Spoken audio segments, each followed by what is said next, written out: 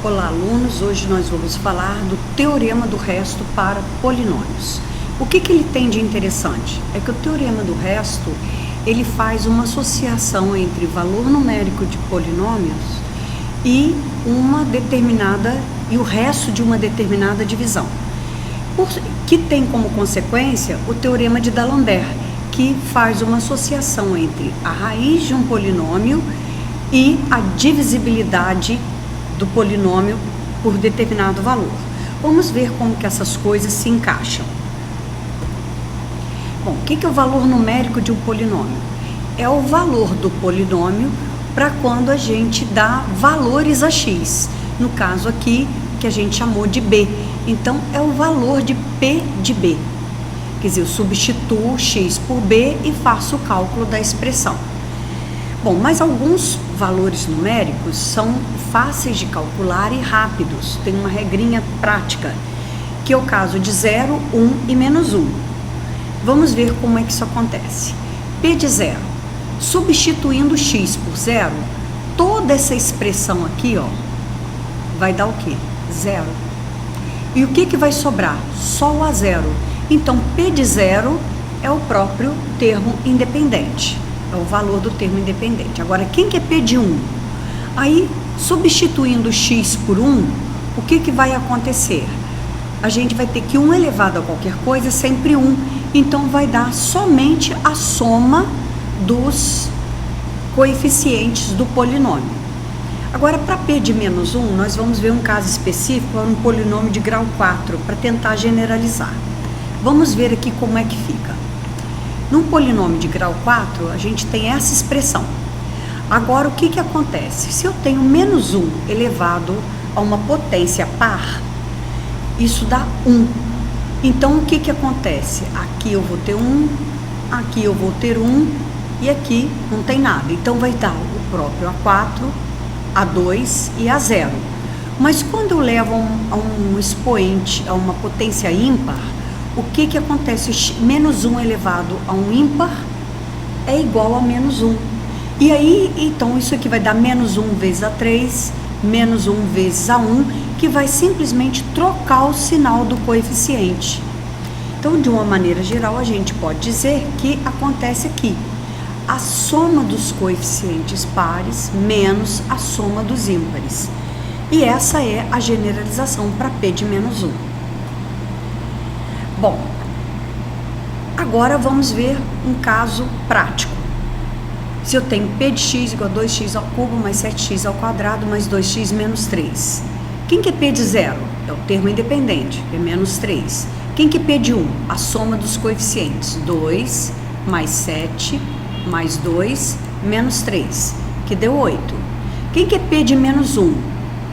A soma dos coeficientes pares, 7 menos 3, com os ímpares, menos os ímpares. Então, vai dar menos 2 mais 2, que deu 0. Quem que é P de menos 3? Aí eu tenho que seguir a regra normal, que é substituir menos 3, x por menos 3, e eu tenho que calcular toda essa expressão aqui e chegar à conclusão que isso deu 0, que é o cálculo que dá. Agora vamos passar para uma outra parte, divisibilidade.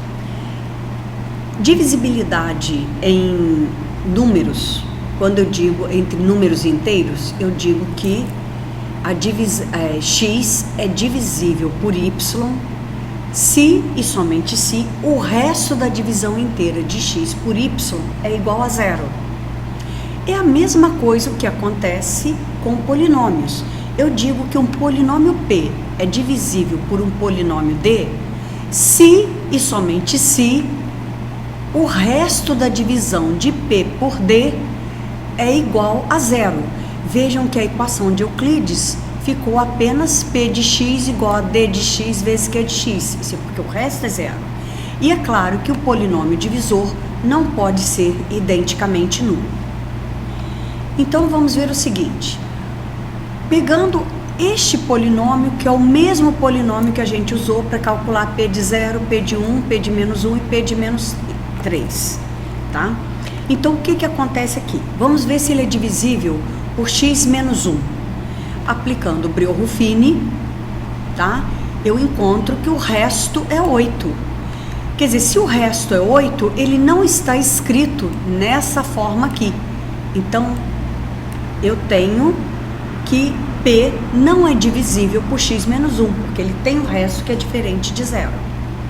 Vamos ver por x mais 3. Quando eu faço a divisão de P de x por x mais 3, aplicando o Briot-Ruffini, o resto é 0. E aí, então, eu posso escrever que P de x é igual a x mais 3 vezes 2x ao quadrado mais x menos 1. Quer dizer, que está nessa forma aqui. Então, como o resto é 0, P é divisível por x menos 3. Agora, tem algo muito interessante. Olhem bem, a divisão por x menos 1 tem resto 8, e a divisão de P por x mais 3 tem resto 0. Vamos comparar com o resultado anterior do valor numérico. Olha o P de 1, 8. Olha o P de menos 3, 0. Vamos voltar lá de novo. Mais uma coisinha para a gente perceber. Quando eu faço a divisão por x menos 1, eu coloco 1 aqui. E P de 1 dá 8. Quando eu faço a divisão de P de x por x mais 3, o A é igual a menos 3. E P de menos 3 deu 0. Isso é uma coincidência? Não. Não é uma coincidência. É exatamente o teorema do resto, que diz o seguinte: o resto da divisão de P por x menos A é igual a P de A. Então, quer dizer que existe uma coincidência entre essas duas coisas, o resto da divisão e o valor de P de A. Então, vamos ver a demonstração. A demonstração é muito simples. Pela equação de Euclides, a gente tem que P de x é igual a x menos A vezes o quociente mais o resto. Tá? Bom, então, quem que vai ser P de A? P de A é a substituição de x por A. Então, vai dar A, que é igual a P de A, que é igual a menos A, vezes o quociente em A, mais o resto. O que que acontece? Isso aqui é 0. Se isso é 0, o que que sobra? Apenas o resto. Então, P de A é igual ao resto da divisão de P de x por x menos A. Agora, vamos ver o teorema de D'Alembert. O que que ele diz? Ele diz que P é divisível por x menos A se e somente se A é raiz de P. O que que é raiz de P? Raiz de P, A é raiz de P se P de A é igual a 0. Não é isso? Então, vamos ver o que que a gente tem na demonstração. A é raiz de P, P de A é igual a 0. Isto quer dizer que o resto da divisão de P por x menos A tem que ser 0. O que quer dizer também que P de x pode ser escrito como x menos A vezes Q de x, que por sua vez quer dizer que P é divisível por x menos A. Então, se A é raiz de P, P é divisível por x menos A. São coisas equivalentes. Bom, continuando então, a gente pode dizer ainda que o teorema do resto é uma consequência muito interessante em relação ao algoritmo de Briot-Ruffini. Tanto eu posso usar o algoritmo de Briot-Ruffini para fazer a divisão de P por x menos A, como calcular P de A. Então, são duas aplicações importantes. E a divisão por x menos A leva a critérios de divisibilidade. É claro que o resto tem que ser 0. E o cálculo de P de A serve para eu verificar se A é raiz, desde que o resto seja 0. Ou seja, P de A igual a 0. Isso tudo leva a uma consequência ainda importante, que é a questão da fatoração. Quer dizer que eu posso usar o algoritmo de Briot-Ruffini para fazer a fatoração de um polinômio, porque a fatoração tem tudo a ver com divisibilidade com raiz de polinômio, tá? Então, próxima aula vamos falar sobre esse tema.